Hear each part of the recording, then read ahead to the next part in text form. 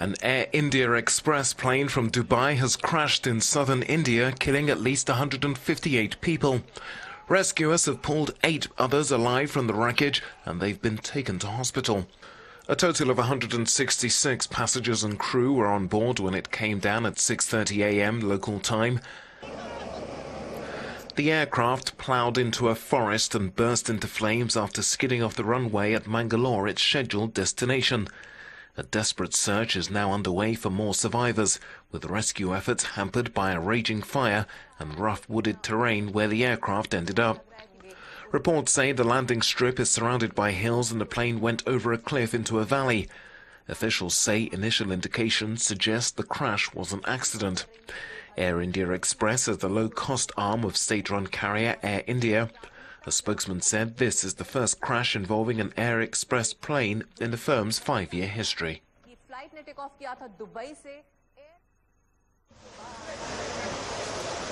All the passengers on board the stricken flight were Indian nationals, according to Air India. Some of the survivors have managed to give terrifying accounts of what happened as the plane came down. The plane deviated and hit something, this man says. It caught fire and we fell out. We looked up and saw an opening and came out through it. We were in the jungle and managed to reach a railway track. From there, some people took us to hospital. There were 5 of us. As we came into land, the plane fell down. It shook and the pilot braked suddenly. We hit some building and immediately the plane caught fire and burst into pieces. I fell out when the sudden brakes were applied, along with 4 or 5 other people. European Union finance ministers have agreed there should be tougher sanctions against countries that break budget rules. They were meeting to discuss changes to the way the 27 nations coordinate economic policy. In future, countries that break deficit limits could lose EU money and voting rights. The move is aimed at shoring up the struggling euro and preventing an escalating debt crisis.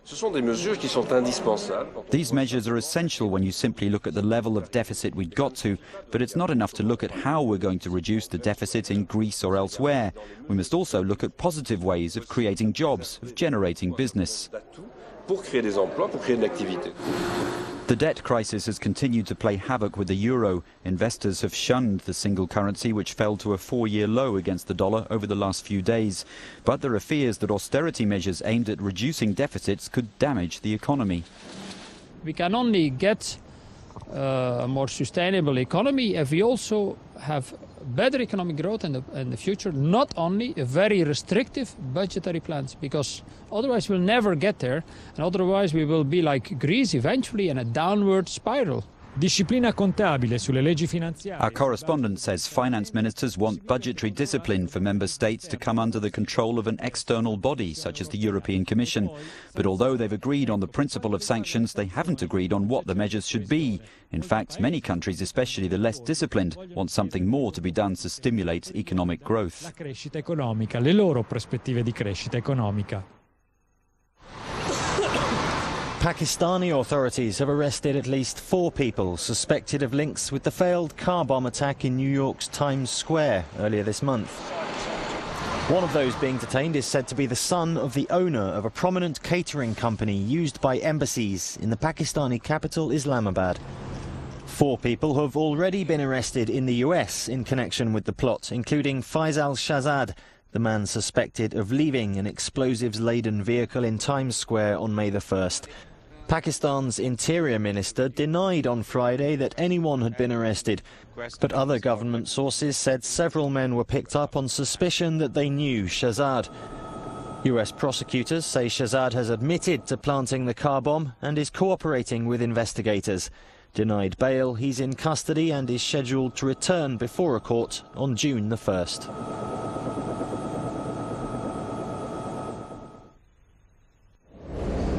The world's first synthetic living cell has brought a cautiously positive reaction from Catholic Church officials, but they've warned that the innovation will need to be used correctly. The Vatican's daily publication hailed the technological breakthrough, but said it wasn't the same as life. The Catholic Church's research centre into life matters says scientific progress must go hand in hand with ethical responsibility. The Vatican's top bioethics official said the Church must question the use of such cells if applied to human life. This discovery is a great discovery, and there is no objection from the Catholic Church about that. But is at the moment is still just a theoretical research, and for this reason, until we don't know the use that will be done with this research, there is not an ethical judgment about it. The discovery has launched a fierce ethical debate. Academics have said the science could be applied to areas such as agriculture, biofuels and medicine. One expert cautioned that revolutionary change would not happen overnight. You must not expect that once such an achievement, the day after we'll have molecules on the market. This will come, but will take time and also more research and understand things. The discoveries brought an awareness that great achievements could lie ahead, but fears of the consequences of playing God have also led to calls for strict controls. In brief, U2's lead singer Bono has had emergency surgery on his back after being injured while training for the next leg of the band's 360-degree world tour. The 50-year-old was admitted to a specialist neurosurgery unit in Munich, where he's to spend a few days before returning home. U2 have postponed the first date of their US tour in Salt Lake City, and there are fears that more could follow. An Ariane rocket has sent 2 telecommunications satellites into orbit after a launch from French Guiana. One will provide TV throughout Europe for a Luxembourg-based operator. The other satellite will provide secure communications for Germany's defense forces. The mission was postponed 3 times due to technical problems. Authorities in Russia have closed a bridge barely 6 months after it opened, and here's why. It's not an earthquake that's caused the bridge at Volgograd to wobble. Rather, strong currents brought by melting snow in the River Volga below had loosened one of the vertical supports.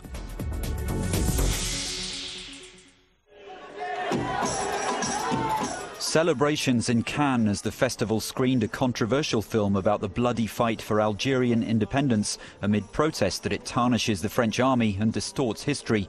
Outside the Law charts the lives of 3 Algerian brothers evicted from their ancestral home to make way for a European settler. It also shows atrocities by French troops.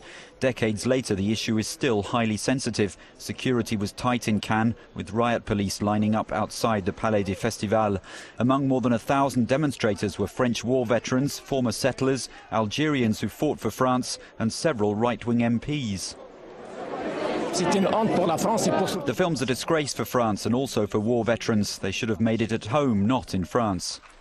The film's director said he recognized that the colonial past between France and Algeria was still tense, but this was only cinema. I make movies. Now that historians, the public and politicians, all those people want to solve this problem, well, let them do so. But let's turn the page calmly and for good. Outside the Law follows on from Bouchereb's film Days of Glory 4 years ago, the story of North African soldiers who fought for France in World War II. The director says the adverse reactions have been excessive, but it's already proved that the scars from the French-Algerian conflict are still visible.